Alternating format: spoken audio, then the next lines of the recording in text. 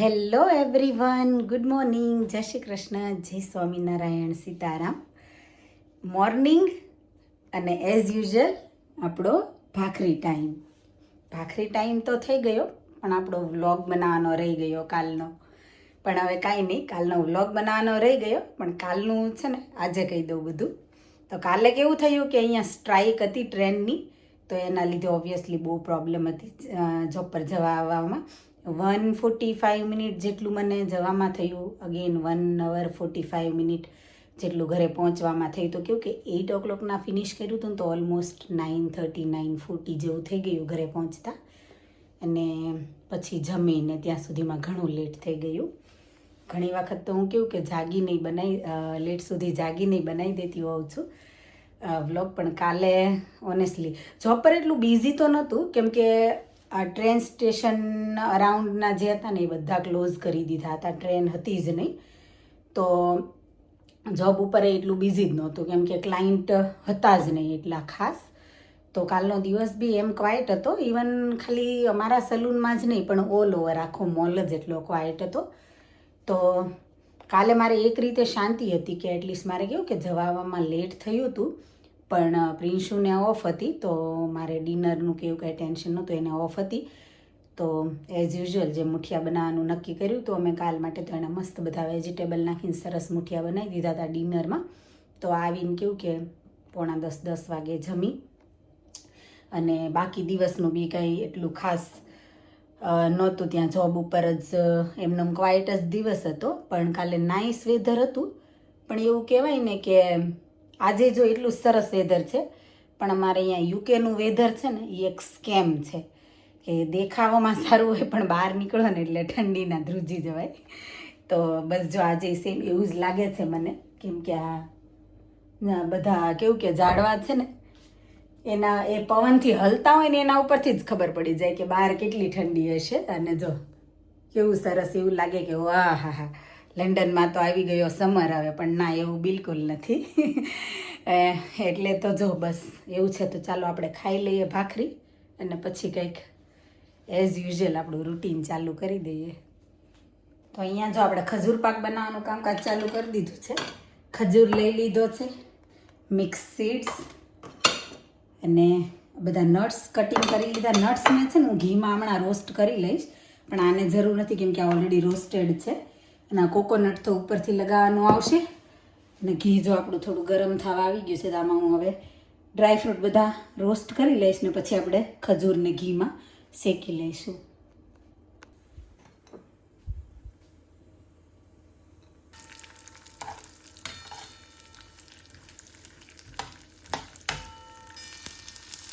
અને જો આપણે રોસ્ટ કરી દીધા હવે નટ્સ બધા, અને એ જ ઘીની અંદર છે ને હવે આપણે ખજૂરને પણ થોડો મેલ્ટ કરી લઈશું.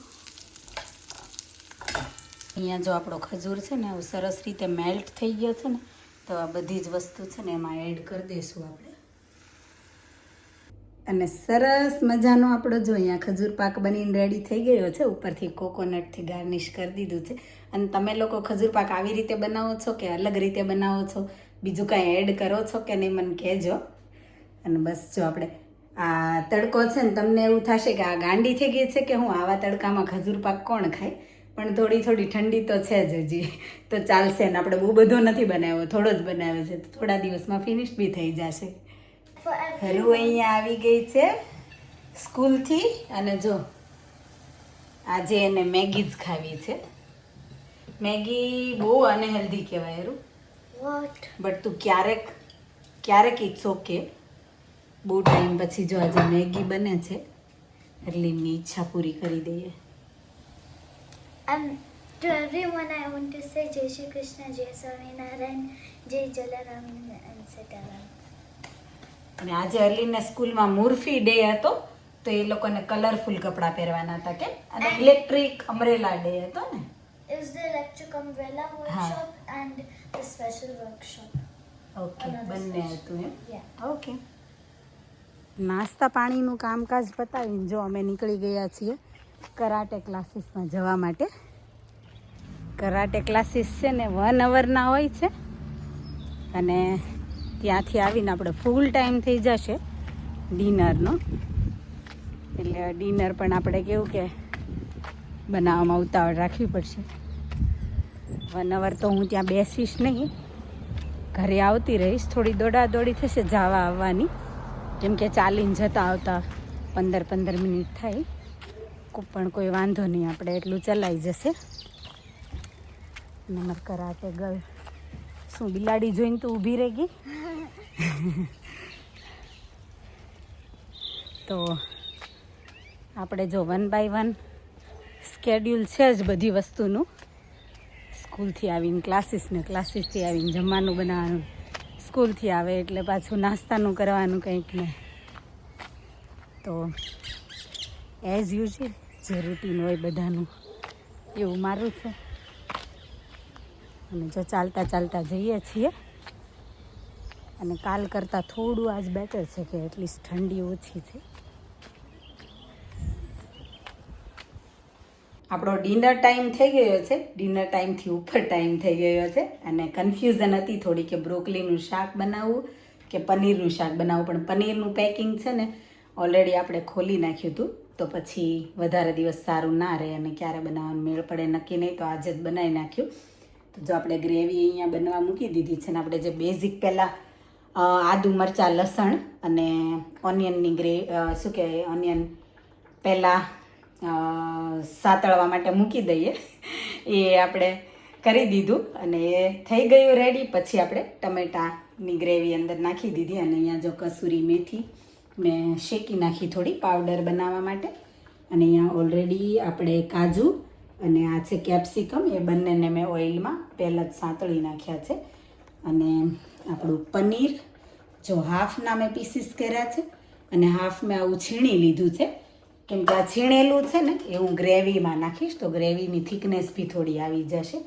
તો કેવું ઘણી વખત નવતાર કેવું થાય કે પનીરના પીસીસ હોય ને એ અલગ રહે અને ગ્રેવી અલગ રહે, એના બદલે જો થિકનેસ હશે ને તો એ બંને સરસ મિક્સ થઈ જશે. તો હું મોસ્ટલી એવી રીતે કરું, પનીરનું જ્યારે શાક બનાવું ત્યારે હાફ પીસ કરું અને હાફ આવી રીતે છીણી નાખું.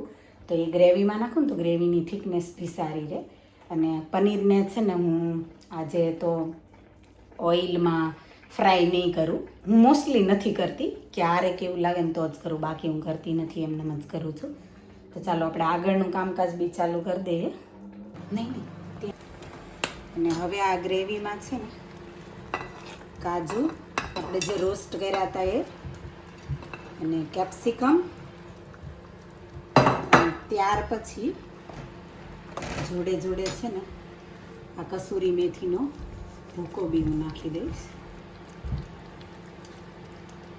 તો અહીંયા કેપ્સિકમ અને કેશ્યુ નાખ્યા પછી છે ને પનીર નાખી દીધું અંદર, અને થોડી શુગર અને થોડો ગરમ મસાલો પણ એડ કર્યો. નોર્મલી હું એડ નથી કરતી, પણ પનીરનું શાક છે એટલે મેં થોડો એડ કરી દીધો. અને હવે આપણે છે ને આમાં ડબલ ક્રીમ નાખી દઈશું, એટલે આખો કલર ચેન્જ થઈ જશે ને. આ થોડું બ્લેક બ્લેક જે તમને દેખાય છે ને એ આપણે હાથેથી જે કસૂરી મેથીનો પાવડર કર્યો હતો ને એ છે. એમાં થોડું મોટો જે પાર્ટ રહી ગયો હોય ને એ દેખાય છે, પણ એનાથી ટેસ્ટમાં કોઈ ફરક નહીં પડે. આપણું પનીરનું શાક છે ને ફાઇનલી બનીને રેડી થઈ ગયું છે ઓલમોસ્ટ. અને જો ડબલ ક્રીમ આમાં એડ થયું ને ત્યાં શાકનો કલર જ આખો ચેન્જ થઈ ગયો. અને જો આ ગ્રેવીની થિકનેસ પણ એકદમ સરસ, એવું નહીં કે પીસીસ અલગ અને ગ્રેવી અલગ હોય, બધું જોડે સરસ મિક્સ થઈ ગયું. અને ખબર નહીં હવે આ શાકને તમે બધા શું નામ આપો, મને બી નથી ખબર કે હું શું નામ આપું. હું આવી રીતે જ્યારે બનાવું ત્યારે પનીરનું શાક એવું કંઈ બનાવી નાખું. મિક્સ વેજીટેબલ હોય તો એમાં અલગ હોય આપણે પંજાબી શાકમાં, પણ પનીરનું આવી રીતે કરું. નામ ખબર નથી, બહાર તો બહુ બધા અલગ અલગ નામ હોય, તમે તમારી રીતે નામ આપી દેજો તમને લોકોને જે આપવું હોય એ. અને હા, આમાં કંઈ મિસ્ટેક હોય તો બી કમેન્ટ કરજો, તમે કંઈ અલગ નામ આપો આ શાકને તો એ બી મને કમેન્ટમાં કહેજો. પનીર ભુરજી તો એમાં તો કેવું કે આપણે પનીર છીણીને એવી રીતે નાખીએ તો એ બી અલગ હોય. અને આમાં મેં છીણીને એટલે નાખ્યું છે કે ગ્રેવીની થિકનેસ રહે, અને થોડા પીસીસ એવી રીતે બધું મિક્સ કર્યું. અને પછી જે તમે જોયું એમ આગળ કે કેપ્સિકમને ને કેશ્યુને બધાને આપણે ફ્રાય કરી દીધા. તો કહેજો મને કે તમે શું નામ આપશો એ કમેન્ટ કરજો, અને મિસ્ટેક બી તમને કાંઈ દેખાય તો એ બી કમેન્ટ કરજો. અને જો વિડીયોમાં છે ને મારો પાપડ ના બળી જાય ને એનું જોડે જોડે ધ્યાન રાખતી જાઉં છું.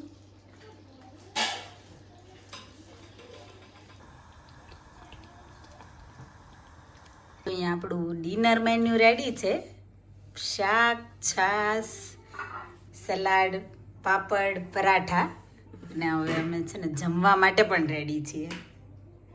આજનું જો ખાવાનું કામકાજ પતી નથી રહ્યું ત્યાં આપણને કાલની ચિંતા સતાવે. જો કાલની પ્રિપરેશન અત્યારથી કરી દીધી. કાજુ, બદામ, અખરોટ અને ખજૂર બધું પલાળીને મૂકી દીધું છે સવારના મિલ્કશેક માટે. મિલ્કશેકનો મને નીલેશ લઈ જાય જોબ ઉપર, અને અમે બધા થોડું થોડું પીએ.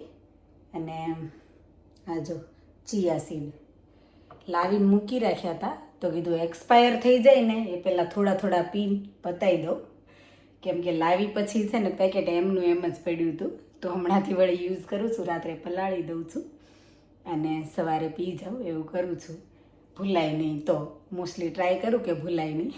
અને તમને એવું થશે કે બસ આ લેડી છે ને એના કિચનનો આ કોર્નર બહુ ગમતો લાગે છે, અહીંયાથી હટતી જ નથી આખો દિવસ. પણ ના ના, હવે છે ને ફાઇનલી હટવાનો ટાઈમ થઈ ગયો. જો 10 વાગી ગયા છે ને આપણે છે ને ક્લિનિંગ ને બધું કરીને નવરા પડી ગયા છીએ. અને આપણું જે કાલનું પલાળવાનું હતું ને એ બી પલાળી દીધું. પેટ ના હોત તો કેટલી બધી ચિંતા, કેટલા બધા પ્રશ્નોનો ઉકેલ આવી જાત. પણ જો ઓલું કહેવાય ને કે પેટ કરાવે વેઠ, તો હવે પેટ માટે તો જેટલું કરીએ એટલું ઓછું પડે. અને તમને આજનો વિડીયો ગમ્યો હોય ને તો લાઈક, શેર, કમેન્ટ કરજો. વધારે વિડીયો જોવા માટે ચેનલને કરી દેજો subscribe. Thank you for watching. Thank you for your time. Stay safe, look after your self. મળીએ આપણે નવા વિડીયોમાં. બાય.